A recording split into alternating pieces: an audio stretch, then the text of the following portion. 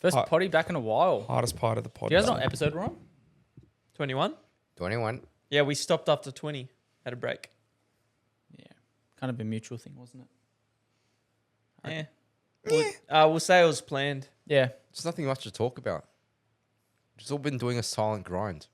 That's where the work happens. We need to get back into it, though. And we got an old guest back on. Anthony.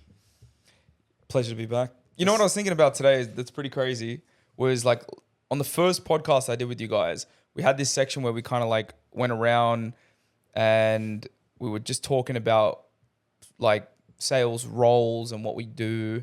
And in that podcast, we're talking about how like we were all associates and you were the only broker at the time and you had just started. And I was like, oh, it's pretty trippy that like now I'm back in Burleigh and I'm back doing a podcast, but now I'm a broker as well. So I was like, oh, this is cool. 2 brokers, 2 associates. Well, we got Tyler now. Before Yeah, I it was wasn't just on. me in the room. Yeah. It's true. Oh, you went here? Yeah. Anthony was on the podcast before me. Oh, wait, you Yeah, weren't that's in true. it. That's why. Yeah. He was. You It was Oh, like we're in the, that, like we we're in did that that room. podcast like the night that he Wait, got but- here Oh, yeah, but you arrived as we or the night before. Oh, Yeah. yeah. Yeah. It was like just when he rocked up. It was The first you, time I met you. Isaac, and Blake, and that was the first day we What met. month was Second that time. like? You were there on my first day at work.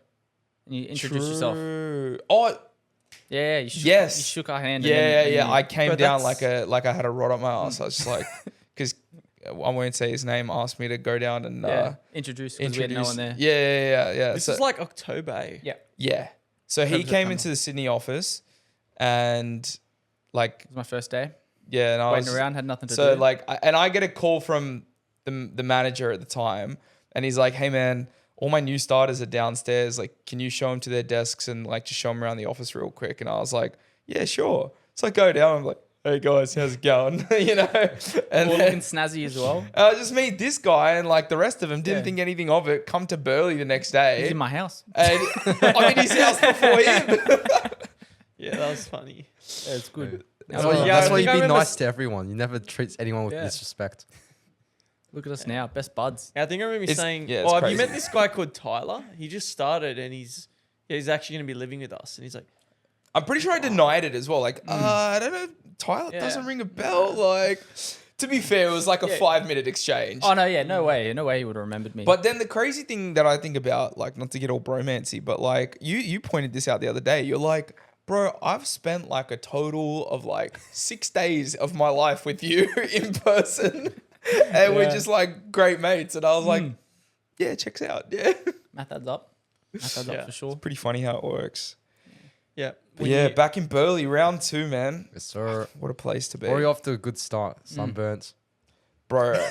That was Submitting deals. That was unfair, man. Yeah, 3 deals since I've been here, and today is Tuesday. So, I mean, if we're talking business days, Second business day. second business day, 3 deals in.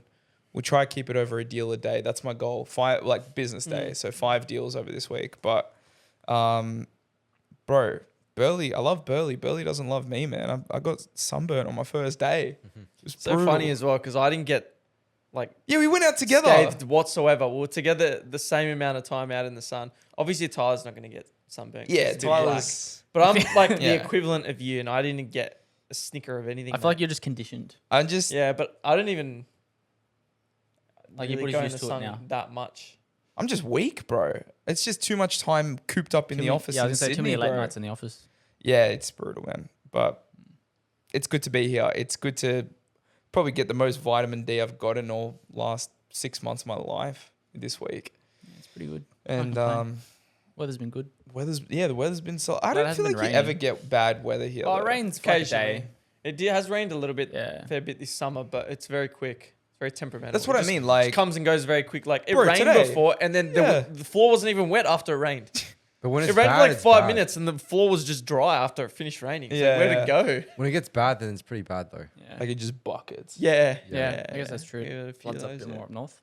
Yep. Yeah. Yeah, right, Good to have you back. You got Good your to own be room back. this time. dude. Got upgraded to the suite. Shout out to Blake. Thank you for the room. Yeah, Blake's Uh, away, guys. He's on a so, side quest. Yeah. On a quick He's side training. quest. He's training with Mariano. Major side quest. I'm very jealous of that, to be honest. That'd be goated experience. Mariano. Yeah. Yeah. It has been good has been good, I must say. But to be fair, you guys have a pretty elite couch. I can't lie. It is a good couch. Like I could lay out flat in that thing. Like it's big. And he still sleeps on the floor. I know. I know. Tangy, I woke up this morning and I was like, I opened my bedroom door and Tangy's just lying there in front of it. And I was like, oh. My floor sleeping legacy started in China when it's like 7 years ago when I visited the place and I saw my grandparents sleep on like hardwood. That's how I started sleeping on the floor because it got rid of all the back pain I've ever gotten as a child. And I'm actually going to be in China in 3 days' time. Yeah. Yeah, that came out of nowhere, man. Yeah. Yeah. Yeah. You're going to be there for how long? A week? A week. So Yeah. I touch base at Guangzhou, 5 a.m. And then later that night, I'm going to fly to Chongqing. And then I'll be there for 3 days, actually. And I've got this awesome hotel which overlooks the it's pretty amazing like He showed me. houses or like, Dude, buildings. It's like classic Yeah. Chinese houses just all lit But up. it's like Looks it's all awesome. lit up. It's Really? like cyberpunk kind of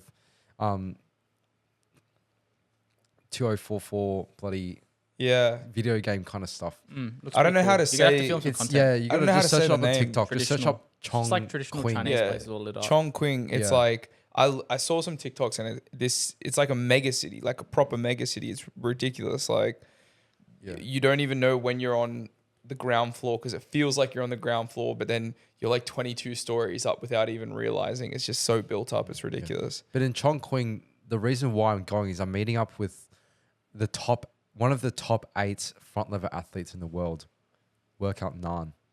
So we're going to hit a session on Saturday and Sunday, and I'll go exploring after that as well. Have you been working on your pool prior to that session? Yeah, I've been working on my pool quite a bit. Previously, when we did these podcast episodes, so I was only doing planche. But now that Melbourne Fit Expo is coming along, I've been doing more pool. But yeah, we're going to Melbourne Fit Expo later. But after Chongqing, then I do Japan for 4 days. Yeah, What are you doing in Japan? just chilling, kicking it back. Meeting up with Smith Enix.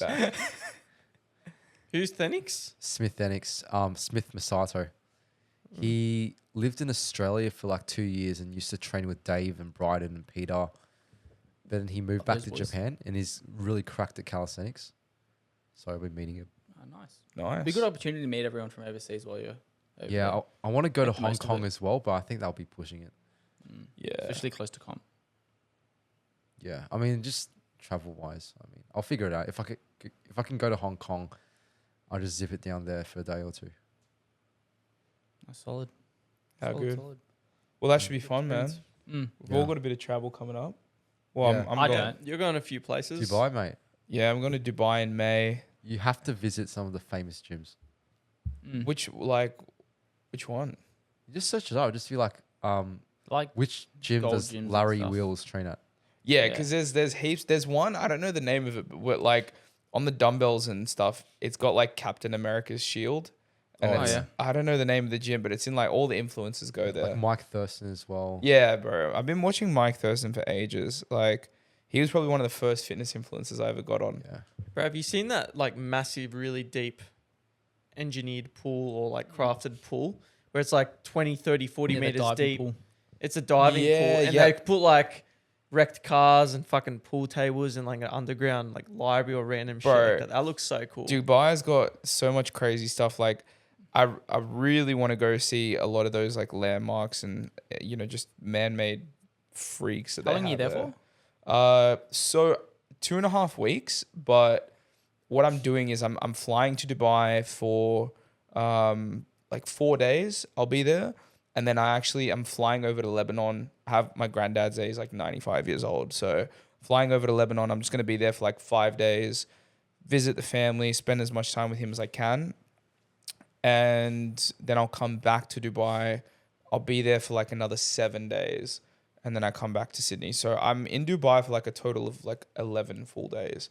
But I just wanted to do Lebanon because my granddad's getting old. So Of course. yeah. And you would be close if you're in Dubai.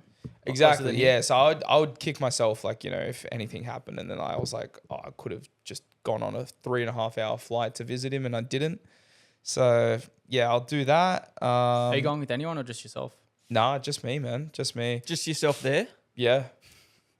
Yeah, right. Lebanon looks so beautiful. I just got that, by the way. Can I just say? I just got that. No context. Yeah. Inside joke, guys. Inside joke. Yeah. What'd you ask? Sorry. Lebanon looks so beautiful. It's amazing, man. I like, and I just sound like overly patriotic when I bang on about it, but it is one of the most beautiful countries. We have so many amazing landmarks. Like we have the one of the like the biggest caves, like natural formed caves in the world. It's called Gita Grotto.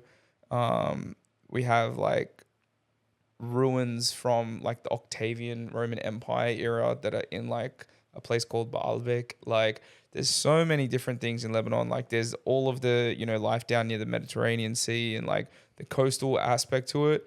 And then it goes straight up into mountains. And before you know it, you're like thousands of meters above sea level. So it's just got so much variety, but it's just a shame. Like it, doesn't get painted in the right light because of where it's caught up in. It still should be very nice for you to go. Yeah. Experience. Which I'm not going to lie, I'm a little bit nervous about, but my, family on the ground and everyone who's been traveling in and out is like, it's fine. Yeah. All in the news. Yeah, pretty much. In terms of conflict. Yeah, but like most of the drama is on the south, like the southern border of Lebanon. And so where I'm from is actually North Lebanon. And I don't know, man, Lebanon's like just been, constantly going through it for quite a while. So it's funny, like, you'll see like a thing on the news and it'll be like, explosion hits and like, injures hundreds of people, whatever. And then like, I'll speak to my family and be like, oh, I just saw this explosion on the news. Like, I'm thinking of traveling. Like, is everything right? Like, nah, nothing to worry about, man. It's just it's the same old other day. I'm just like, all right, fine. Okay, I'll take your word for it. That'd be good. Is anyone else traveling? You going anywhere, Jordan, this year? Nothing planned, but Yeah, same. You want to do? I want to do a working trip. little Thailand or Bali. Yeah, somewhere in Southeast Asia again. Went last Yeah. year and it was mad fun. What about you, Tyler? I haven't got anything planned at all this year. Nah, I feel like I'm the only one who hasn't. But I want I to go went last year. So. I want Someone's to go gotta, with someone. 'cause I mind the did house. a working trip last year. I was just by myself. It'd be nice to, By a sloth. by my sloth. With Tyler would be cute. Yeah, we can go together. Yeah. That'd be nice. You kind of could be like, But then he has to work at set hours. Yeah. I don't have to. But I could just go there and work bloody 3 hours a day if I wanted. because he's an associate. Yeah, I need a broker. But you need to Yeah, get a well, I've broker, only mate. been here for like Speaking of 3 that, months. mate, 3-4 months. Gonna get you into. Anthony's got a bit of sales tips that we could probably run through that could help all of Yeah, us. teach me. Bless me. He was giving me some pointers yesterday and they're bloody gold. Okay, so here's a secret. Just get the customer to say yes. That's it. That's the secret. You can do that, you'll be successful. Nah, look, when it comes to sales training stuff, man, like obviously everyone's different. Everyone has their own style. Everyone, has things that work for them. I was saying this to Jordan. We were talking about it, like, not talking behind your back, but we were just talking about like ways that we can maybe, help you out. And I've been listening to you call because we've all been working in the same house. And as I listen to everyone, besides Tangy, because like he talks under his breath when he's on the phone, I can barely hear him. Plus, he's the furthest. We're in the corner. Mm-hmm. That's true. But I love how you like cradle the mic sometimes when you're on the phone as well. Like you'll sit there and you'll Because I like, listen back and you can You can hear Hear the people. background music. Oh, Background really? sounds a tiny bit. Oh, must be a mic. Yeah. Yeah, and when I speak loud, it's pretty loud. Yeah, it picks up quite a lot. So I just Just a speak. good I just mic. speak. You can put your normally. mic volume down, Yeah, I tried. It's a bit weird with But yeah, no. how Razer works. It's not the same headphones as you guys. yeah. But no, back to what I was saying before, man. Like I think your biggest thing with how you approach your calls, right? Like you're great at staying in the fight. I've heard you, like you get objections and you don't just let it go. Like you stay in the fight, which is solid. You're diligent in terms of your work ethic. It's just that you need to have a little bit more of like I guess a human approach to the calls. And there's a lot of like melody to your voice when you speak. It's like, good morning, it's today. How are Up you? and down, up and down. Like, and that Very sort sales, of in my opinion. yeah, and people have kind of been conditioned subconsciously to, tune their bullshit meter, their radar to that sort of stuff, that whole smile and dial. Some of the best sales advice that I ever got was if you just treat it like you're just a mate checking in on another mate, then, it's one of those things where it goes from like, hey, Tyler, it's Antony here from XYZ, and I was just calling you about. By the time you even get to like what you're calling about, people are just clocked out. They've already put you in that box of being a sales rep who's cold calling.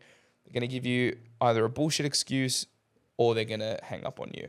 But I think if you can just treat it more like, and it makes the job easier when you do it this way as well, because you don't feel like you're putting it on as much. It's more candid. Yeah, I definitely feel like I'm putting it on. Yeah, but if you just like, hey, Tyler, yeah, it's Antony here.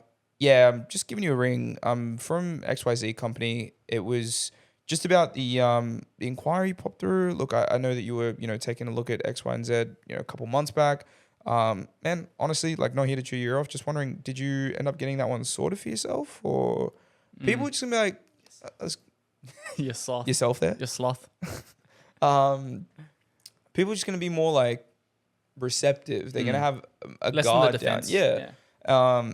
Less of a defense. It's a very beneath the surface subconscious game. But I think the real bread and butter of what I was trying to get to with that there, right? It's one thing to tell someone, hey, you should do this. And like I gave this example to Jordan earlier today. It's kind of like if you're trying to help me get my handstands, right? And you just tell me after I do one, hey bro, like your hips are a bit piked and like your head's sticking out a bit. Like you need to bring your hips in and you need to like put your head underneath a bit more so you can like fix up your line. I can like try and get an idea of what you're telling me to do, but I'm kind of limited by my own knowledge on how to actually apply that and what it actually looks like. So the better way to teach someone or to show them what you're trying to get across to them is I record myself doing a handstand and then I record you doing a handstand and I can look at both recordings side by side. I can be like, oh, my hips are over here and my head's over there and his hips and his head are straight. And I can see like from a third person perspective what needs to be corrected. In the exact same way, I think that if you were to do that with your sales calls, where download a bunch of your sales calls for yourself and then hit up your manager, whoever it is, and get a bunch of sales calls from a really well-performing associate. When you can actually sit back and just listen, not listen to your voice in your own head, not think about how you sound like, no one really can imagine that accurately. I remember the first time I heard my voice on recording, I was actually, I remember it so clear. I was in year 7, we were doing a fucking group project and I had to record my voice for a school recording. And I actually remember being so gutted that that's what I sounded like. Like it was the first time hearing my voice back, not coming out of my own head. Anyway, the original point was that when you can do that in the same way as like I was saying with the hips and the head and whatever with the handstands, when you listen to those two call recordings, you'd be like, okay, I know that I'm kind of salesy and I know that I put it on, but what does that actually translate to? Oh, okay, when I listen to this guy's call, his tone stays here for the first little bit and until he has, a reason to raise it, then he raises it. When I listen to my call, off the bat, my tone's like up here and down there. And so then when you have that kind of blueprint to go off, you can even go as extreme as like recording yourself saying the script and then listening back to that recording until you get your tone matched up to the end goal, because it just will give you that oral awareness of how you actually sound coming across. And the other thing as well is it's a habit. It's a fucking hard habit to break. I feel like the biggest thing for me is when I'm doing it, when I try to not sound very salesy, I sound like too boring, if that makes sense. That's you just needing to recalibrate your bearings on what you consider boring. Because the thing is, right, let me say to you like this. You have a range with your voice. Let's call it 0 to 10. And let's call it like, flat is 0 and really excited is 10. Okay?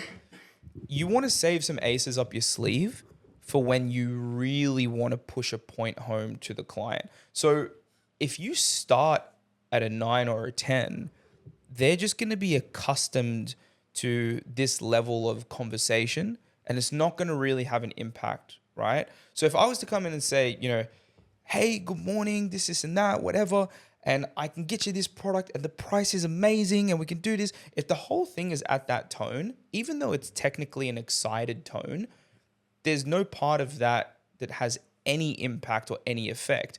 But if you come in there at, say, like a 4 or a 5, and like we were saying earlier, just with that chilled out, like, hey, Tyler, yeah, so just I saw your inquiry, you came through onto our website and you were checking out a couple of things. Did you end up getting that one sorted? Like, let's just say I'm selling you shoes, for example. Did you end up buying, some new joggers? No? Okay, how come? Oh, you couldn't find, a pair that fit you, or they were too expensive, the ones that you wanted, right? Okay. Well, Tyler, can I tell you something? Look, man, we actually have a sale that's going on right now.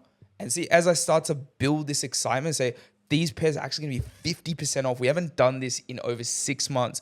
The only reason that it has so much weight to what I'm saying is because there was no tonality to what I was saying before. And that contrast Kinda is like save it for the good bits. exactly. That's what creates a makes sense. separation. You know what I mean? So it's kind of having like your mountains and valleys in your tonality, and having that contrast is what keeps them engaged. Because then if I go like, man, 50% off these shoes, I'm telling you the most comfortable things you've ever worn, and it's only going to last for 3 more days. Like, see how much more engaging that is if I was like, 50% off, best shoes you've ever worn, but it's only going to last for 3 more days. It's like, okay, now it's just info. None of this is really hitting me. But when it's like up, when it's down, when it's faster, when it's slower, that's when you're taking someone on a journey, you know what I mean, through that conversation. Thank you for coming to my TED Talk. It was a good TED That talk. was really good. I'll have to try it tomorrow. Yeah.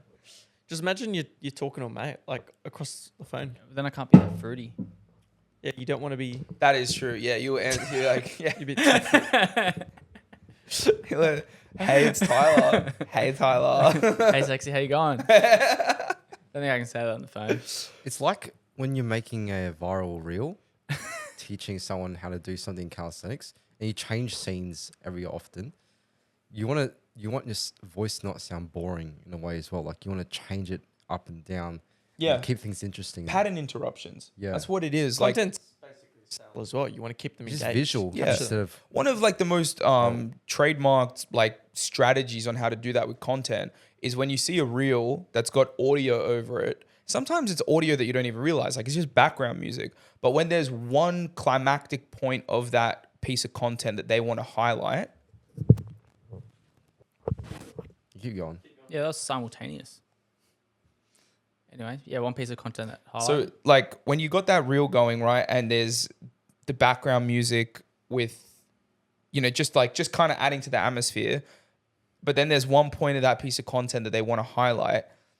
What do? They usually will cut the audio at that point, right? Where they want to do like, almost like a tape stop where it's like cut the audio. Like a riser. Because this thing that you've just been kind of used to sitting in the background, and then all of a sudden it stops. It's like, it just grabs you. It's like, wait, whoa, what happened? Because it's like a pattern interrupt. So I think the more you can do that, the more you can you can keep people on the other end of the phone, especially in your role where, the intent may not be as high. as high. What I've been doing recently, because I notice with my calls, say I'm having a really good month, I tend to get a bit complacent, right? So I'll kind of throw my sales process. I usually follow a process, and then I'll tend to throw that process out the window subconsciously because I'm doing well. I'm just like chill. I'm not really worrying too much, right? And then I'll notice like the results drop a little bit, right? Get less deals and whatnot. And then when I notice that happening, I'll go on my whiteboard and I'll write like literally step by step, like the major points I need to remember. Back to and basics, on a call, yeah. I'm literally looking at my whiteboard, making sure I've ticked off every point within the first like 3 to 4 minutes of the call. And it's like, yep, I've ticked them all off. And in the calls where I tick them all off, it Go like well. the Perform likelihood of best. it going well is Yeah. drastically increases. So I Hugely, think that's man. what you could try and do. Sometimes Just putting it up in front of you. sometimes you get lost in your own thought when it comes to this sort of stuff. I've experienced this before, and it's like it's a really hard concept that I'm trying to describe, but I'll do my best. But sometimes when you get so deep into unpacking tonality and scripting and the sales calls, you just kind of like you're floating through this abyss and you don't have any grounding in terms of like, what the fuck do I actually do? Like, there's no clear right and wrong. There's no, it's not like 1 + 1 = 2 all the time. It's like you can debate tonality, you can debate scripting, you can debate everything. It's like, what the fuck do I actually do? And that's where you kind of need to clock your brain off, not try and get clever with it, not try and do anything, crazy. But like you said, literally like have a checklist. And I had so many times where when I found myself starting to get a bit off my game, dude, going back and reading off a script or just something that anchors you is key. It's super, super key. And I would, when I was an associate, especially, I would always do this. I would hit up my manager. Like if I was having like a bad week or say going through a little rough phase where I've got less appointments, I'll hit up my manager, ask them to go through a call to give me some feedback. And usually that we'd be able to pick up 1 or 2 things. Yeah. Or we'd just go through the basic process again. Hugely. And it'll usually would help. And it just like snaps you out of it because so much of sales is actually just, I always say this, like people think the hard part of sales is learning how to sell. I don't think it is. I think the harder part of a sales role in general is actually learning how to stabilize your mental state over a long period of time. Like not allowing yourself to get caught up in the whole, oh, I'm performing badly this month. I'm performing well this month. Oh, I'm feeling stuck. This call threw me off. Like, I think the hardest part of a sales role is actually just getting to a point where you can attack it with the same level of force every day and just not let things Just maintain your throw emotion you and off. psychology. Yeah, and I think some of the best things you can do to help with that is going to someone else, sitting with them, workshopping a couple calls. So many times I felt like I'm completely slipping, my world's turning upside down. I have a 15-minute sit down with my manager. They're like, look, bro, chill. You're good. You know how to do this. You know how to do that. Last couple calls, you've been forgetting to put this part of the script into the call. That's probably why they're dropping off. Just try adding that back in. You'll be sweet. Go on to the next call, do it, get the booking. And then I'm sweet. And I'm like, fuck, what was I even tripping about? Like it's just about keeping yourself grounded. Yeah, I already do that with my manager and one other bloke in the team, but it hasn't been on tonality. It's more been like objection handling and stuff like that, not necessarily on tone just yet. I think its tonality is like huge. It's like I majority feel- of communication, like 80. What you're communicating is like 80 to 90% tonality. Yeah, I just haven't been working on that specifically, like more objection handling because You like almost put on this homo voice. fruity. But it's only at the beginning. It's mainly at the beginning. Yeah, I feel like But once I'm in the call, I'm still all right. throughout the call, it's still like it's okay throughout the call, but it's not As prevalent. very humanized. Like it's not like you're talking to a human. It's almost like you're an AI.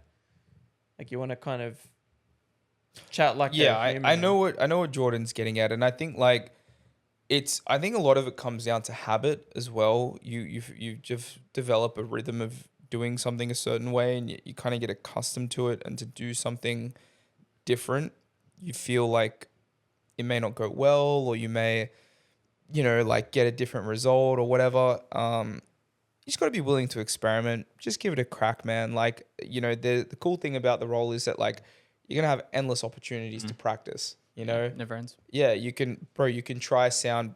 You try as many, honestly, like write down on a piece of paper different types of tonalities. You could literally try and answer the phone in every single way. You could be like pissed off. Why not? Answer the phone pissed off. Yeah. Was I speaking with Tyler? Tyler, how's it going, man? Yeah, Antony here. Like, fuck it. Why not? Worst Try he's gonna do is put hang on up. an accent. You never know. I don't know about Yeah, that.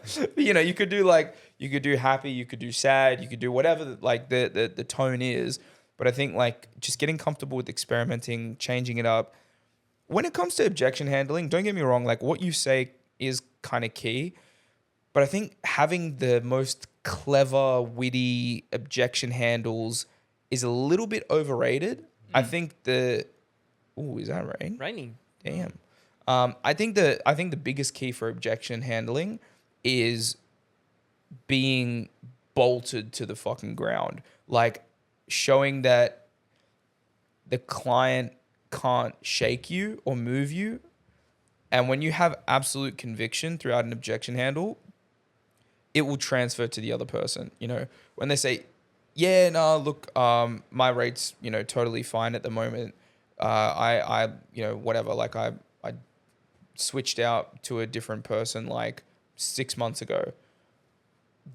If you're like, oh, okay, I'm sorry, I didn't realize, and like, has that all been going well for you? And you know, I'm obviously exaggerating here, but like, if you're like that, they can smell that they've just like been able to shake you like a feather in the wind. You know what I mean? I don't think they're close enough to smell, but I get what you're saying. But you know what I'm trying to say? Like they can sense Sense it. it. They can sense that they've thrown you off your guard and that they've won this battle. But if they're like, oh yeah, I changed to someone 6 months ago. Perfect. That's sick. How's it going? Yeah, cool. Well, look, that's exactly why I was actually calling you. Most of the people that we speak with, they're actually on the front foot about this stuff anyway. So it'd be kind of weird if you weren't. Then they're going to be like, oh, shit. Like, this guy didn't even crack a sweat when I threw that at him. You know what I mean? Like, and the more you can just hold your frame and stay convicted, the better it'll go, for sure. Tangy, how do you find it? What do you feel like you do? Because you actually picked up your numbers big time, bro. You weren't performing for a little while, like back when I first met you, as opposed to, I think like since I'd last been to Burley to now, you've been absolutely I cranking. think he got cuter. Bro. I think his followers are just coming through the lead confidence funnel. just now oozes out of him. It just really depends on how bad you want it. So like on like weeks that I'm like, oh damn, I really want comms. Now I'm just hungry after it. And when they try to like throw objections at me, you like stand your ground and you almost try to always picture that you're gonna book them anyways, and so you just don't budge whatsoever. But on days when you're feeling a bit like then like you kind of let yourself go a little bit, and that's when you book less. It's a really just a matter of how bad you want it. But when it comes to objection handles, the best success I found is just keeping it as short as possible and moving on. Yeah. Because if you just muck around a bit, or you Waffle on too don't much. believe that you've actually objection handled them, then you don't actually have that control over them. Yeah. Yeah. It's about maintaining control of the conversation, you know. I think that's key. And you're spot on, man. Like you said, you know, I think sales and your performance in sales, right, is maybe like hipster as this sounds, or like super, you know, philosophical or whatever. I actually think that your performance in sales is like a direct reflection of your, you know, personal life and like how you actually are going in life as a person. Like, because if you're, let's say you're sleeping well, you're eating well, you're training every day, you have clear goals set out for yourself, you're motivated, like that's going to come through in your sales performance, man. If you're someone who's like, I don't really have clear motivation, I don't really know why I'm here, I just kind of fell into this role, like, you know, I don't have any financial targets I want to hit, it's going to shine through, you know what I mean? Like it's going to be easier for clients to object to you. It's going to be easier for failures to get you down. Like it really is, I think, a direct representation of where you're at in life and how screwed on you are in your own things. And I think, yeah, it shows. Yeah, good advice. What are your thoughts on filler words? In all honesty, I think that filler words are pretty over debated. I'm glad you brought it up. I have watched quite a bit of stuff on it. And, you know, there's a lot of people that say, oh, you immediately disqualify yourself if you use and and like and yeah. There, yourself. There, whatever it may be. People like, yeah, you immediately disqualify yourself if you do any of that stuff. It's pretty fucking normal, bro. Even if you listen to live sales calls, a lot of people use filler words. Now, don't get me wrong. I think there's a fine line. I think if it is happening so much to the point where you're saying them after every second word. It's creating an unnatural rhythm to your conversation, and it's diluting the points that you're trying to get across. I think it definitely can be a negative thing. But if you have the habit of ending the sentence with there, it's not confusing the customer. It's not sending mixed signals. It's not a word that is odd in the context of where you use it. I think it's not a huge issue. And I have my filler word that I always go to is like. I've had that issue since I was super young. Or like. Yeah. But it's not like you don't abuse it. I've tried to be more conscious of it as I've gotten older. I've tried to reduce how much I say it, but it is difficult. It is difficult. And I think worrying about filler words or amplifying them as a problem only serves to create a bigger issue, because you don't want to create this thing in your head where you say to yourself, I can't say there, I can't say there. And then you go through a call and you're getting in the flow, you're talking to the customer, you're going through the product, whatever the case may be, and it slips out and you say there. And instead of just continuing on with that conversation, because you've built it up to be such a thing in your head, you start having this internal dialogue of like, oh my God, I just fucking said the filler word and now it's going to be weird and like I'm saying it and da-da-da. I think you can just create things to trip yourself up if you place too much of a deal on it. But do I think that it's to people's net benefit in the long run to just make it a side quest to maybe try and reduce how much they say it? Sure. What I think's helpful is just slowing down in general. Like Yeah. I was noticing you just doing it before. Like you had many chances where you could throw in an or a like, but instead you just take a pause and let there be a bit of silence. Mm. Right? I find that's a lot better. Yeah, But I notice when I'm hearing someone talk, if they're constantly saying or repeating anything, if I notice anything's being repeated, within the span of a minute, something's being repeated like 3 or 4 times, then that distracts me from their main objective of what they're trying to convey. Like I'll immediately get distracted, and I'm just thinking about that, and it's like, oh, what were you talking about? I'm just thinking about how many times you said this word. Yeah. But I don't know, that could be just me. But Yeah, you just start I feel playing. that it's just less professional. Yeah. When someone can You go on. know what they're gonna say and just use pauses instead of Yeah. the word. Yeah. When I was an associate at the start and John was like teaching me how to like pitch correctly from the intro, like he would keep telling me to like slow down my talking, think about what I have to say exactly and get rid of the ums and ahs. And I've like taken that on board to a really high degree.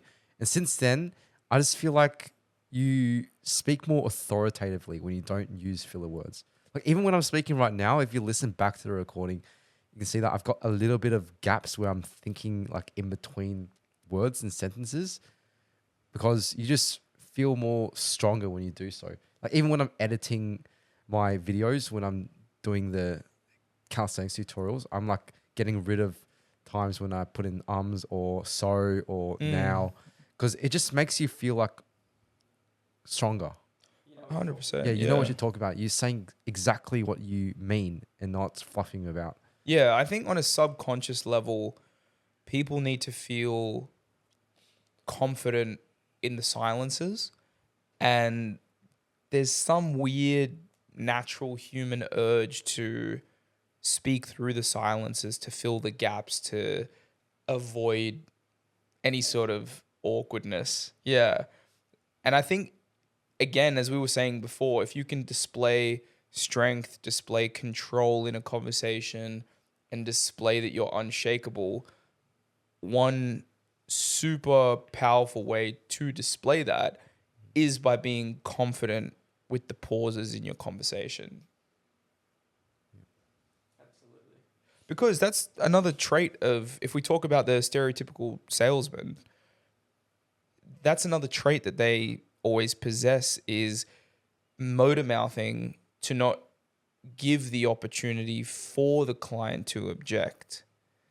But you got to look at objections as opportunities, because if you put a gap in your sentence and they interject, couple things.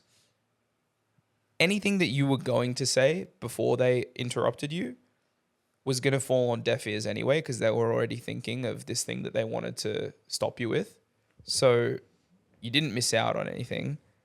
And then if they objected, and what they're actually doing is giving you the card to say, this is what's holding me back from taking this conversation seriously. And this is why I don't really want to give you any more of my time. So if you can look at that as an opportunity to say, well, if I can address this thing and I can address it in a professional manner, then I've quashed all of their concerns and I will earn the right not only to continue speaking, but to continue speaking with an engaged client on the other side of the line. It's all about just shifting that perspective. What are your main objections you guys get? Oh, it's usually just not interested, busy ones, which are fine. Busy, Yeah. You guys? You're me? Me? That's a funny objection. Well, the objections now, like, are you talking Yours are about different. off dialer? Yeah. Yeah, whatever. I think my biggest would be probably gonna have to think about it. Oh, I need to chat with my partner. That's probably the biggest. Yeah, I think it's because we have different processes. I don't usually try and close them on the first call. I usually try and set it up and close it on the second meeting when it's via Teams. Like, that's what I did tonight with the deal that you saw me close before we did this Cool one. podcast. Pitch it as a VOI, or did you just No. pitch it as a second meeting? Just pitched it as I'd spoke with the female applicant on the line when I did the SIP. And after we went through that and I showed her what the savings could potentially look like, and she was like, yeah, look, obviously, you know, I can't do anything without my partner and whatever. And I said, yeah, look, that's completely unreasonable for me to think that you just make a decision on your mortgage without consulting your partner, who's the other half of the loan. I'm not that bold. And then they have a bit of a chuckle. And then I'm like, look, the reason I was actually calling you, I wanted to show you firstly what we could do for you. But honestly, I'd love to tee up a time where the three of us could meet. We can do it face-to-face over Microsoft Teams. You can see that I'm a real human. We can run through it all. And then if you guys all end up being on board at that point, maybe we can talk about next steps forward. What time would work for you? And that's how I booked the follow-up meeting. And then I go into it. They go home, honey, I found a broker. He's really nice. Da, da, da, da. Good looking. You know, like... and then it just reduces the expectation. You know what I mean? So I don't really get a lot of people who object me with the I need to speak to my partner, because as soon as they do, I'm like, that's exactly why I'm calling. It's Yeah. a fairly easy one to handle. Yeah. If someone's busy, you gotta like, it's case by case. People can say, hey, like I'll give you two examples. If I call someone, they can say, oh yeah, look, I'm actually busy. I'm not interested. I was just doing some research online. Yeah, look, just don't worry about it. You can close the file off. Like, I'm not really keen. That sort of person, I'll throw a Hail Mary, but I can already kind of tell that they're halfway out the door. Like, the intent is super low. So with that sort of person, I'll throw the Hail Mary out. I'll say something along the lines of like, look, Julie, completely understand. I'm sure you can respect that I just have to do my due diligence. Just double checking whatever you were inquiring about. Did you at least end up getting that one sorted? I had a quick look through the file. You know, you were in a pretty rough position. Just, it would help me, you know, give peace of mind just to make sure that at least you got that sorted. And, you know, and the Hail Mary will sometimes be tossing out like, you know, hopefully you're able to get yourself on a low rate of X%, you know, 5.9% or whatever a competitive rate is. I'll say that. And it's going to do one of two things. They're either going to be like, yeah, no, don't worry about it, Antony. I got it all sorted. Thank you very much. I appreciate you checking in. It's all good. You can take me off the list. Or they're going to say, well, like, I had a look online and like I wasn't getting any rates that were even close to that. Like, then I've got you in the conversation. Then we can talk. Why didn't you find that? Maybe you didn't give enough info. Like, so there's that side of the too busy, not interested, where they're just trying to fuck you off straight away. And very rarely does a Hail Mary work, but you just throw it out there because. But then there's like the more genuine side, and you can usually tell when it's like, oh, Jordan, mate, yeah, nah, look, I know I was doing some research late last night. I put that thing in on your website. Mate, I'm slammed. I'm in the middle of work at the moment. I really just don't have time to talk about this right now. And that's when I'll actually push back a little bit and I'll say, no, look, completely understand. That's not a problem at all. Look, I have called you out of the blue. It'd be, weird of me to just assume that you'd have half an hour free to talk about this.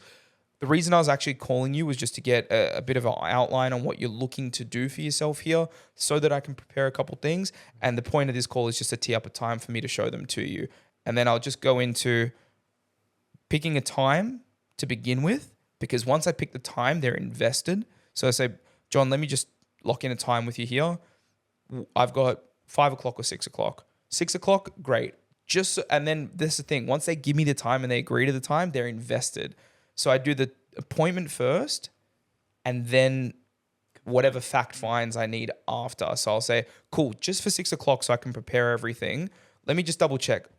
Loan amount, interest rate, liabilities, employment, bang, bang, bang. Push it as hard as I can until they're like, mate, I really need to go. No worries, John, I'll see you at 6 o'clock tonight. Thank you very much, right?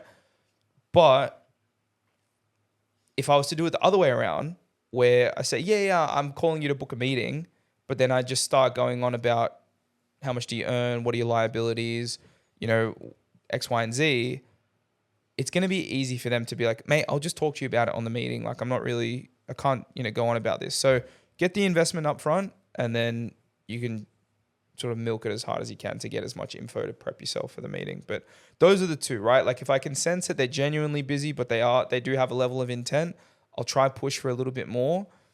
If I can tell that they're just trying to get rid of me and like they really just could not give a shit, I'll throw a Hail Mary out there, but I'll more than likely just let it go, because in our role, we have so many other things that we're going to need from the customer in terms of cooperation that if I can't even have a fucking 2-second conversation with you, I'm not going to put myself through the headache of trying to drive this through. Yeah. Yeah. But that's the not interested, too busy. Yeah. You know what's interesting though? Like so many people are so busy, not interested. Everything. But we always call these leads every single fucking day. But like you wonder how we convert them if we're annoying them all the time. But then I think back to like Instagram. Instagram is all sales pretty much. Like you see someone that is always popping on your For You page and then you don't follow them the first time. You almost hate them. Like you almost find them annoying. They just keep popping up. And then you start to follow them. Yeah. Like it's so interesting how you need exposure is like the biggest form of like conversion. Don't say that to Tyler. Anyways, keep going. What? Like I see people on my stories, even like influencers that follow me, but I don't follow them back because I almost find them annoying or kind of cheesy. Yeah. But then they just keep popping up on my story views, or they like my stuff, or I see them on the For You page, and eventually I just fold. I was like, you know what?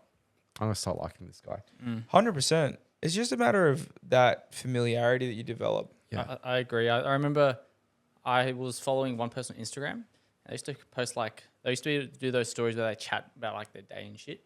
And the first couple, I was like, fuck, this is so annoying. And then after a while, I was like, oh, okay. I was a bit more invested. Yeah. And they'll start chatting about stuff. I was like, oh, okay, I'm interested. It's just familiarity. They warm to you, man. Absolutely. And it's the same thing with sales, right? Like you can't believe for a second that people are actually as busy as they say they are.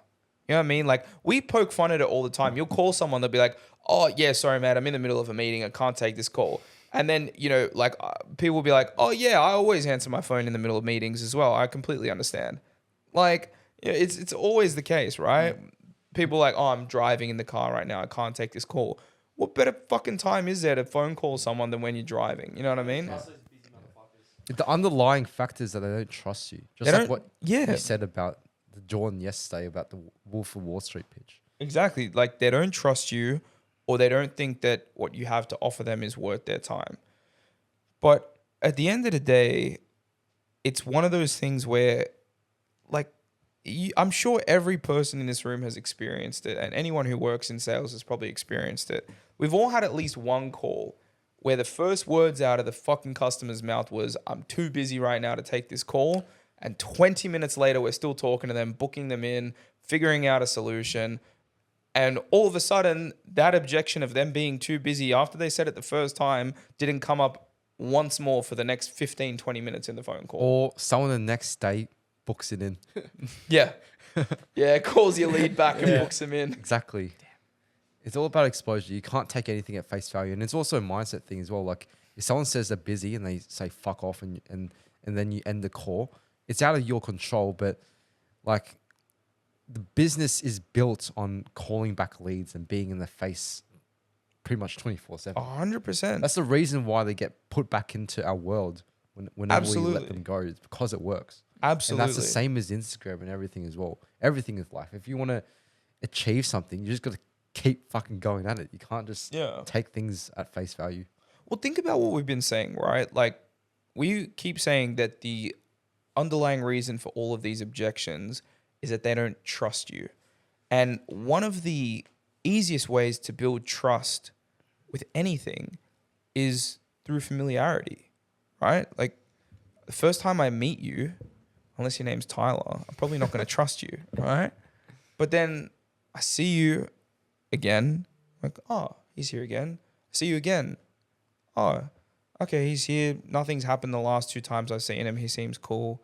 See him again. Oh, he smiled. Oh, he might actually be a bit of a cool dude. Like, so without even interacting with another person, if I just see you enough times, like your barista at the fucking cafe, you probably trust them to make you a good coffee and you probably don't even speak to them. But it's the familiarity of just seeing this person again and again and again and again that just builds it naturally. So I was going to say, so how would you build trust with someone on a call? On a call? And then if you want to maybe dabble into the Wolf of Wall Street, Yeah. you told me about That was a good one. Yeah. Because I was pretty captivated by that and it made perfect sense. Yeah. Well, obviously I can't take credit. That's Jordan Belford's work right there. What were you going to say, sorry? What was I going to say? Is that... I forgot. Anyways, Oh, good. continue. Building trust, right? Active listening is a huge part of building trust and asking the right questions. Those are the 2 biggest things I actually think. The funny part about building trust on the phone with the client actively is that you actually don't say anything to build trust with them. You just ask the right questions and actively listen. And they will build the trust for you by confiding in you. Because the more I tell you, subconsciously, the more I'm trusting you, right? If I open up to you about my deepest, darkest secrets, then you can just sit there completely silent. But the more I go into detail about those, the more and more and more I'm interlocking my trust with you, right? So those will be the first 2 biggest things throughout the process of the call, just and targeted questions, not, are you happy? Do you want a better product? Do you want to, no, getting a bit deeper in there in terms of, right, so you've complained to me about the way that your current lender has been treating you.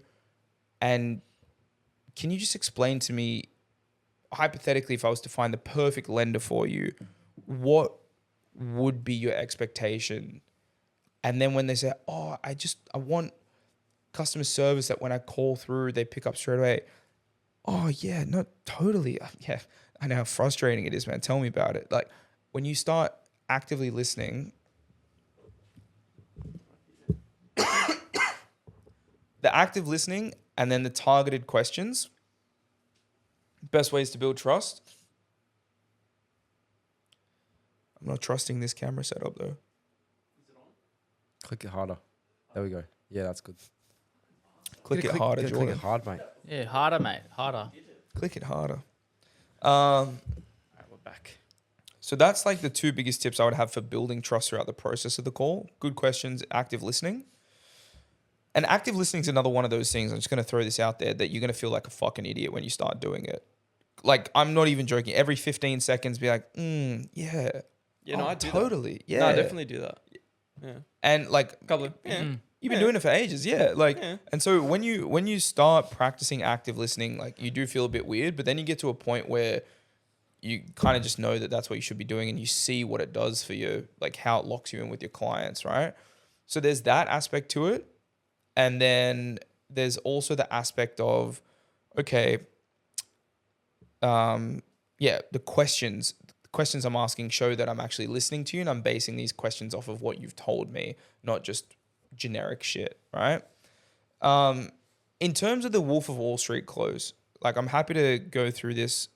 It's Jordan Belfort has this concept of loops and looping objections, where essentially like customer throws you an objection and you take the conversation in a loop, and that's how you kind of handle it.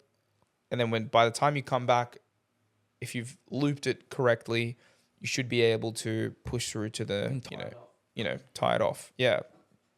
So, this objection handle is when you're going for the close, right? You've showed them the products, you want to get the sale, you want to ask for the sale, right? So you can use whatever one you need to usually use, but for this instance, like we can just use, I need to think about it, right? As we've said, if we go through a complete presentation and we see that the customer's saving money, we see that they have everything they need to qualify to become a client, there's nothing they need to fucking think about. We're confident, and they're probably confident that we've got a solution for them. So they don't need to think about it. It's just a smokescreen. It's bullshit. They don't trust you, or whatever the case may be. They don't trust your company, whatever it is, right? So this close here utilizes a couple of things that Jordan Belfort talks about. Obviously, I'm going to be paraphrasing throughout this. So Jordan, if I don't do your work honor, then forgive me. But anyway, you essentially divert the objection. So you say, I need to think about it. And they'll say, okay. And then you just almost ignore it to begin with. And you just say, look, completely understand you need to think about it, but just in regards to the product itself, just so we're on the same page, can I just double check, like, do you like it? Does it make sense to you? The features, the savings, I just want to know, like, do you at least like it? And this is the first part of getting the customer to agree and say yes. And 9 times out of 10, they're like, yeah, no, look, totally makes sense. I love it. Love everything you showed me. I just need to think about it. It all adds up. It all looks really good.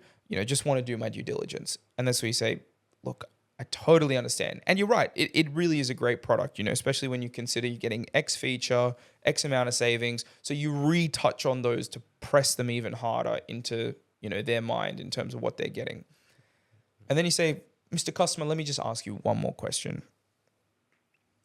And this is where you start to, one thing that I like about Belford's stuff that he does is he does a lot of future pacing, which is like a term that he uses where you paint the picture for what it's like for the customer if you had done something, but either in the future or in the past, right? So if I'm selling you a car, not just talking about the here and now of this transaction, but in, 6 months when it's your birthday and you're driving with the wind in your hair and you got this car and you pull up to your birthday party. So I'm future pacing what this experience is going to be like for you, right? So in this instance, you say, you've asked them, do you like the product? Yes. You repeat the features to embed them further. And then you ask them, hey, can I ask you another question? Say, Jordan, let's just say hypothetically, I have, been your broker, I refinanced you 3 years ago and it was a seamless process, saved you a bunch of money since then. Everything went well. Realistically, if I had done that for you in the past, right now, if the time came for you to sharpen up your rate again and get these savings again, as we've seen here, you probably wouldn't be saying to me, you need to think about it. You'd probably just be like, look, we've done this before.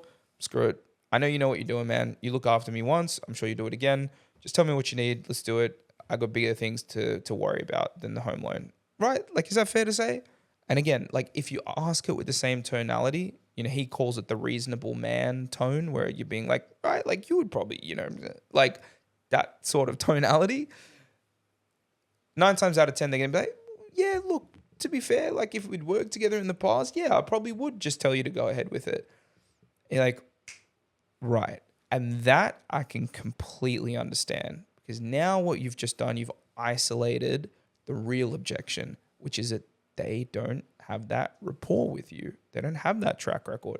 So that's exactly what you say. You say, right, that's exactly what I can understand and respect, is that you don't know me. I don't know you before this phone call, before this meeting. We haven't worked together, and I can respect that. But I want to just take a minute here to reintroduce myself, just so that you at least know who you are dealing with. my name is Antony Akle. I'm a senior, whatever, at such and such company. I've been doing this X amount of years, and I'm one of the, and obviously just you highlight whatever is true. Don't go making lies or whatever. But like, I'm a decorated sales rep at my company, and I get there by taking care of my clients and making sure they're happy. That's the first part. You talk about you, and you build trust around you. The second part is company. So you say, I take care of my clients, make sure they're happy. And furthermore, just so you know, Mr. Customer, XYZ company that I work for, we are the market leaders in this space because the company themselves prioritizes that same thing about making sure our clients are happy. And that's why we have the majority of the market share. And as for the product that you're getting, so now we've done myself as a sales rep, the company that I work for, and now the product, right? As for the product that you're getting, it comes with X amount of features, X amount of guarantees, X amount of whatever. And I guarantee you that, it's a grand slam home run, whatever the case may be. So you've built confidence and trust around these three things. You've talked about yourself, talked about your company, talked about the product that you're offering the client, right? And now you're kind of coming towards the end of the loop where firstly we diverted the objection. We did a bit of future pacing or past pacing. We'll talk about if I used to be your broker. We've talked about how we understand it's because we don't have that relationship just yet. We've talked about 3 different aspects as to why they should trust us. And now you come around and you ask for the close based on all that. So you say, look, Jordan, based off of myself as one of the top performing people in my company, the company that I work for, and the product that we're giving you, which is the best of the best, if you give me one chance to show you what I can do for you on a product like this, believe me, you're going to be very, very happy. Sound fair enough? And you go again for the close, right? And so you always ask for the sale by saying sound fair enough, or asking, does that sound fair enough? Because you're not saying, do you want to proceed? You're not saying, are you happy to move forward? You're not. It's like the softest way to close someone is by saying, look, Jordan, you give me one shot, you take this leap of faith with me, and believe me, you're going to be very, very happy that you did. Sound fair enough? And that's the tritonal close that Jordan Belfort talks about, where he's like, so you start high, you come down low and serious, and then you go sort of halfway with the, reasonable man. So it's like, look, Jordan, you give me one shot, and believe me, you're going to be very, very happy you did. Sound fair enough? So it's like big and loud, small and quiet. Sound fair? And it's kind of this thing where it's like, it's such a persuasive way to ask someone something where it's like, Jordan, if you do the dishes for me tonight and you just take care of it for me tonight, please, I'm begging you, I will make sure I pay you back. Sound fair? Doing the dishes, You know what I mean? Like, and then it's just like, but you know what I'm saying? Where it's like, it's a really persuasive way to say it, where the tonality is a big part of it. But that's effectively like Jordan Belfort's concept of a loop, where the objection comes in, kind of deflect it, we move into, tackling the real objection, build trust around yourself, your company, and your product, and then you come back in with a persuasive close to try and just nail it there and then. Lovely. Yeah. Well summarized. So that's the Wolf of Wall Street close. It's probably better to call it like just Jordan Belfort's looping method. That's what it is in his book, which was actually really solid. But yeah. Yeah, I want to incorporate that next time I'll think about it, which I definitely get. Yeah. Way of do the it on Wolf a is a loop, great mate. book. I definitely recommend picking it up. That's his book on his straight line selling method and stuff. A lot of good pointers in there as well. The straight line method is cool. I like how he talks about staying on the straight line and not letting your customers divert it and that sort of stuff. Basically controlling the call. Yeah. It's given me a lot of good pointers as well. Because one other thing I used to struggle with, I don't know if you deal with this a lot, but sometimes you get customers who love to talk and ramble, but they start fucking talking about how their 8-year-old is the king of the swimming team at school, and you just don't give a fuck, and it has nothing to do with progressing the sale further. And it's one of those things where it's like, okay, how do I not be a dick because this is going well? But how do I also get things back on track so I can not be wasting my time with this call? And he calls it going off to Pluto. Like when someone just takes the conversation out, they're just fucking floating away to Pluto, right? So the way that you do it, and this was like a really cool tip. I've used this so many times, and it's cool because like it gets you back on track, but customers also don't get offended. Is just you just let them talk and you continue to actively listen. And let's say like you were in the middle of qualifying their employment, right? And you ask them what they do for work, and they tell you that they're a janitor. And then you're about to ask them the next question is like, what's your income before tax, right? So you say, yeah. So Jordan, what do you do for work? Oh yeah, I'm a janitor. And yeah, by the way, like my son, dude, he kills it at swimming carnival. Like I'm telling you, he's a beast. Like he's absolute freaking like, oh yeah, wow. Oh really? That's awesome. Yeah. Cool. Yeah, cool. And he's like, yeah, man, like I'm going to see his race on Saturday. I'm really looking forward to it. Jordan, that's awesome, man. I really hope he wins. That's sick. And look, just what we were going off before. So in regards to your income before tax as a janitor, would you have like a rough idea of what that, And so his way of dealing with it is like active listen, active listen, active listen. As soon as they start to curve off of their train of thought with their conversation, bang, don't be rude, but you just be like, yeah, that's awesome. And so just based off of what we were talking about previously, I was just wondering, and then you just keep pushing through with the sale and it gets you straight back on track, and then you can keep moving forward with whatever you need to do. Cool. So yeah, you're basically just acknowledging it, dropping a comment, and then just reminding them to get the head in. Yeah, because like I used to either keep the conversation going and then the client literally would be like, oh yeah, mate, been great talking. Anyway, I actually got to run. And the next thing you know, they're recommending karaoke spots in the local area. That was the next. I feel like that was different. They can recommend that if I've already closed them. I'll take that. Yeah. But the thing, it's good rapport building. But the thing is, right, like you knowing how to handle it, because it is a bit of a fragile topic. Like when a customer starts to travel off, knowing how to handle it's really, really key. Because you can offend them if you do it wrong as well. Yeah, I've been stuck in that a couple of times. Yeah. How did you handle it? It's usually always the people that don't service as well. And then you end up fucking wasting them heaps of time. Bro, I tell them all the time, like, as soon as you figure out that they don't service, just fuck them off. Like, just be like, obviously you don't want to be, don't need to be a dick about it. But at the same time, you just, once you know they don't service, you can't help them. Anything beyond that is just a waste of time. Yeah, you definitely just don't. send the call. Yeah, and it's one of those things as well where it's like, it's not just about not wasting your time as a broker or whatever, but it's like I also just don't want to waste the customer's time. Like I don't want to get your hopes up if I can't help you. Oh yeah, we can chat about Melbourne for a bit. Oh, true. Melbourne Comp coming up, very exciting. Yeah. Melbourne Expo in about a month now. Yeah, exciting opportunity for everyone that wants to get into street workout. When are you guys going down? April 13th is when the comp day kicks off.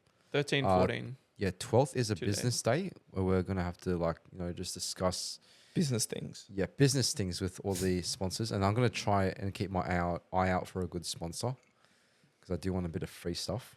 And then the 11th is when we touch space. Yeah, got to set up. Yeah, start setting up all the equipment. Yeah.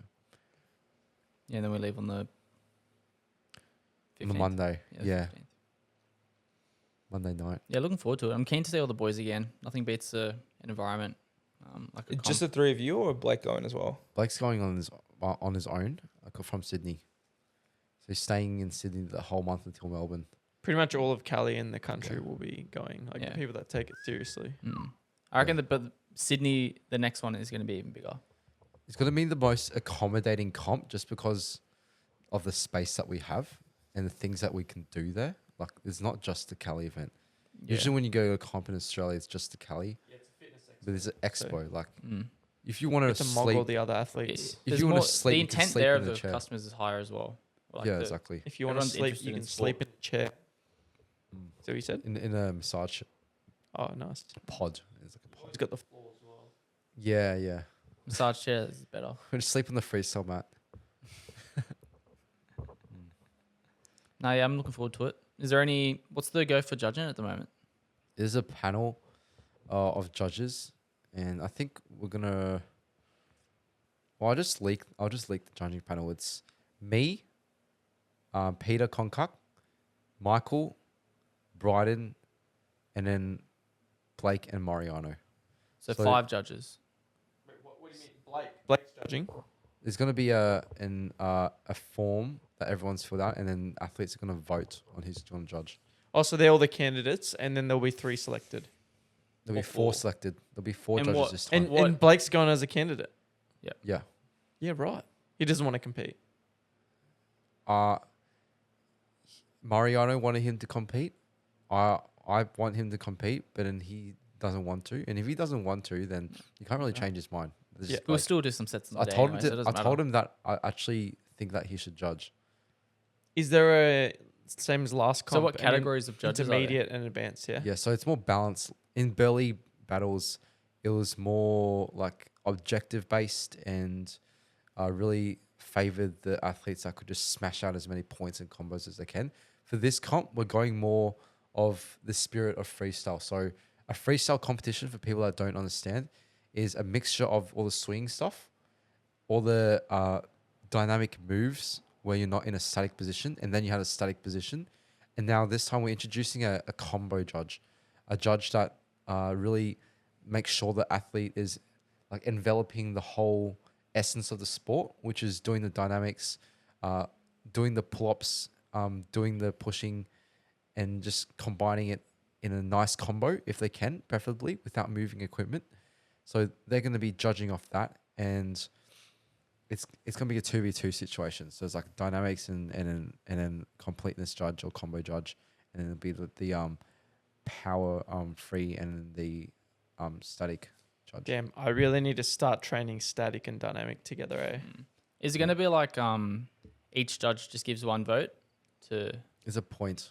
a point? that you point to Yeah. whoever you Okay. think wins, and then if they tie, then it becomes a replica, and as go opposed to the 2 rounds of 45 seconds, they have 1 round of 45 seconds to do.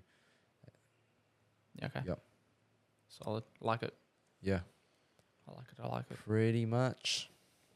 Should And start there's new practicing merch, some new merch combos. coming from Via Valenti to Oh, yeah. Melbourne Fit Expo. So- Should we leak what the products are? Yeah. Yeah, you say it. You ordered it. Yeah. What do we get? We got some shirts, Melbourne Fit Expo shirts. Yeah. Yeah, for let's In go. walnut similar colour. to Walnut. Yep. similar They to won't the even belly know what button. that color is. Yeah. It's walnut. You'll see it. Ah. It's just a walnut. And then we got some wrist wraps. Mm. Can oath. Then we restocked some of the original teas as well. Oh yeah, we did. Yeah. Mm-hmm. We'll also have bucket hats with us. Yeah. And Bucket chalk. hats, the go-to. chalk, I love my sweatbands. bucket hat. Yeah. Liquid chalk or bag chalk as Liquid. well? Liquid. Liquid Just chalk. liquid. Just liquid. Yeah. Maybe some socks if we're feeling up to it as well. Yeah. Yeah, we'll chuck them in. Bring a bit of everything. We'll have a store at the expo. Is that correct? Yep, we have a store and it will be manned as well. So Yeah. like Or actually- womaned. womaned. Yeah. Yeah. Woolmanned. Yeah. Get our first employees. Mm. What'd you look at me for, bro? You want me to sell the merch? You'd be a good salesman for it. Oh. Now this chalk. That is chalk. Let me hey. Where will you be when we're in Melbourne? You'll be like You're gonna be in Dubai. Sydney or I Dubai. want to. No, I actually do want to get down to Melbourne sometime in April. I haven't decided when, but Yeah, because you'll talk about it. I was like, wait, is he gonna? yeah. So I've got a couple people I want to catch up with. One of my mates, Ollie, he lives in New Zealand, but he studies in Melbourne. So he's there right now because it's in like first semester of uni. So go and catch up with him. And then I've got my uncle who's down there as well. So I'm keen to try and see what he's up to. And actually, one of my friends from Sydney is going to be down in Melbourne around the middle of the month as well. And that time in Melbourne's great because they got the comedy festival on in April, I believe, Melbourne Comedy Festival. Right. So like the city apparently is like buzzing. I've actually never been to Melbourne for the comedy festival, but it's like a couple weeks and like apparently the city is just cranking, like it's sick. I think it's around mid-April. So yeah, I mean, if I can get down for like a few nights on a weekend, I love going for a little trip down to Melbourne. It's cool. It's like a bit of a European vibe in the city there, just tight alleyways and little coffee shops and all that sort of stuff. I love it. So Big new town. yeah. For me anyway. Scooters. Yeah. The The scooters are sick, eh? They're so much Yeah. fun. Just fang it around on those. Oh, wait, at least it's schooners. I thought it was like, schooners. Go to No, the Sorry, pub. VB and a long. But yeah, the scooters are fun as. Scooters are Last sick. Melbourne trip was good fun. And the city's so well laid out because it's just like gridded.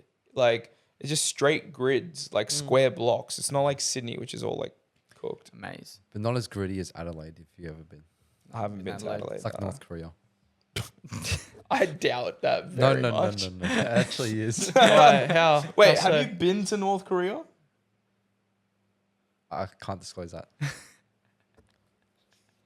Kim Jong Un. Hope you're not watching. He's listening. So what's your plan for the rest of Burley? Handstand press. You got until Sunday, mate. That was a lot of time. I'll sit to handstand press. What do you mean, bro? Tomorrow is Yeah. my halfway mark. It's fucking flown past. It's only Tuesday. Tomorrow's Wednesday. Yeah, he's got until Sunday. Monday, So Tuesday, Wednesday. Wednesday. I feel like that's a lot of time. less than halfway Nah. will be tomorrow. Thursday, Friday, Saturday. I fly out End Sunday of morning. tomorrow will be halfway. Yeah, I fly out Sunday morning. So, What do you want to get done? Do you want to go to like... yeah, we'll go to the Pav. We'll go play a bit of poker at the Star. I think Tyler's gonna come along maybe for Oh, that. come on, I got no money though.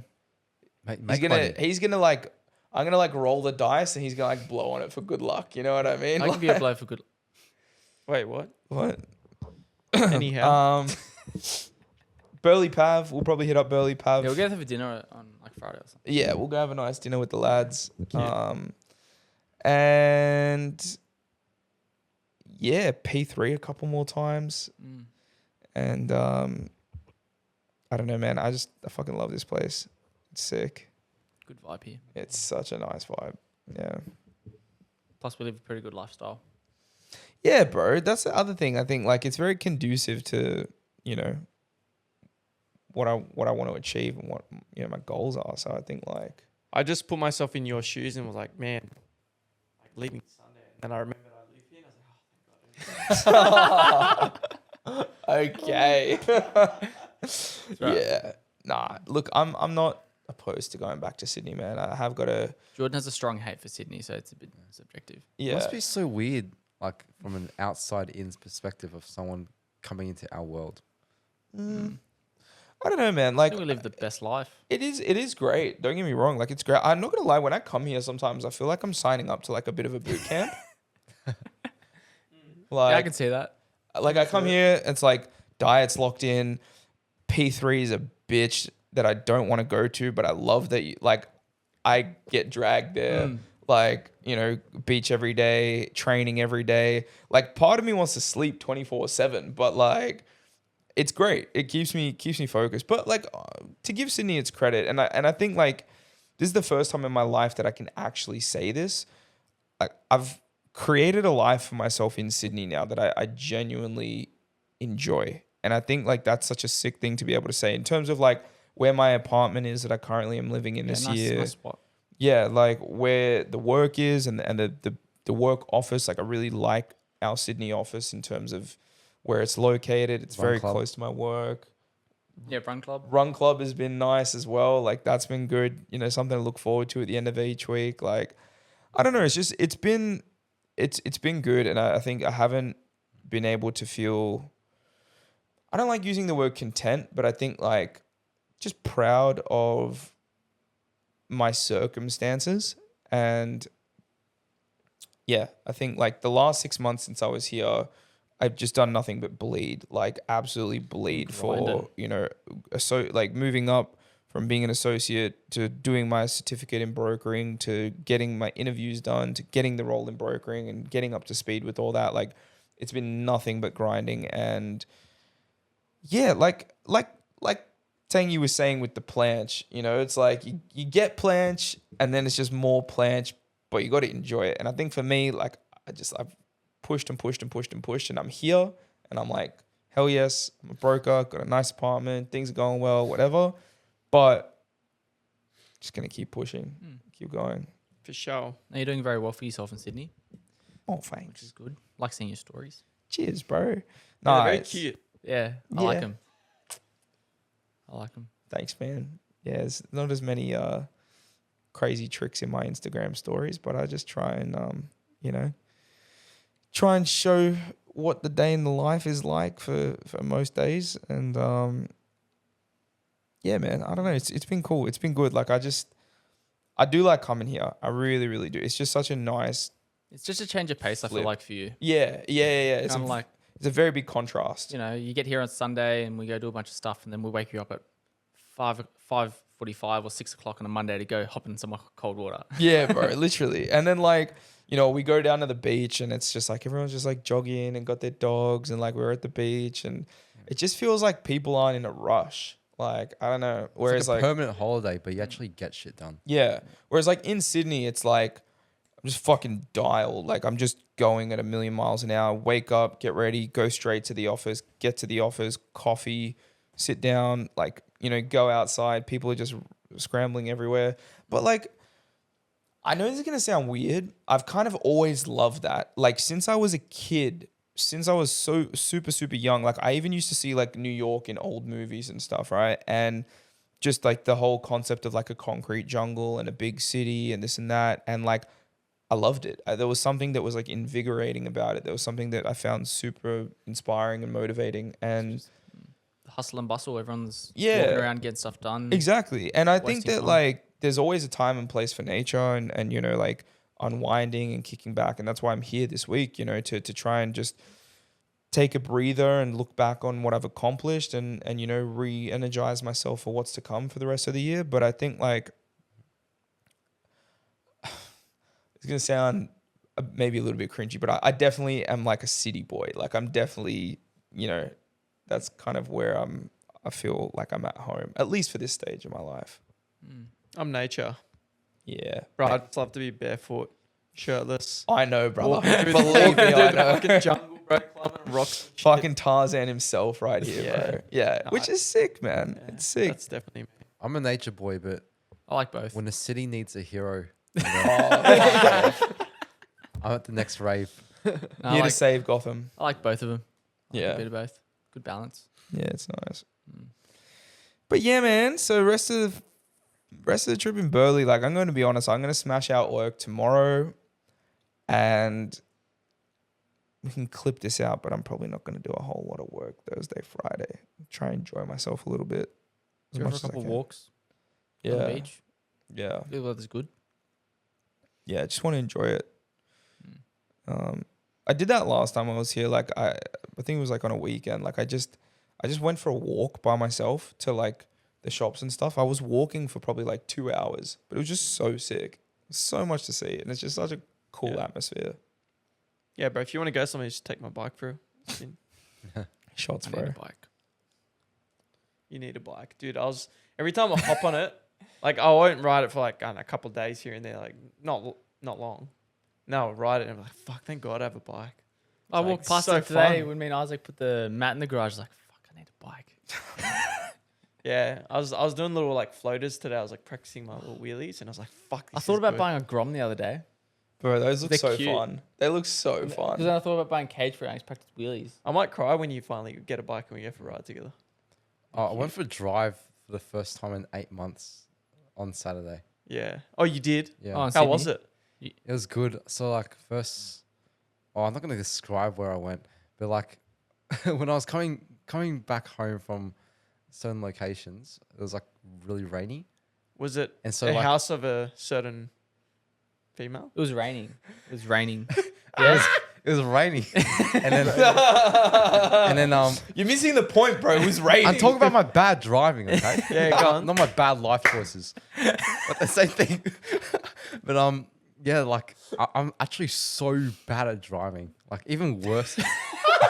Dude, it's actually embarrassing. Worse than Like, you were like, before. I was in this highway and like I turned right.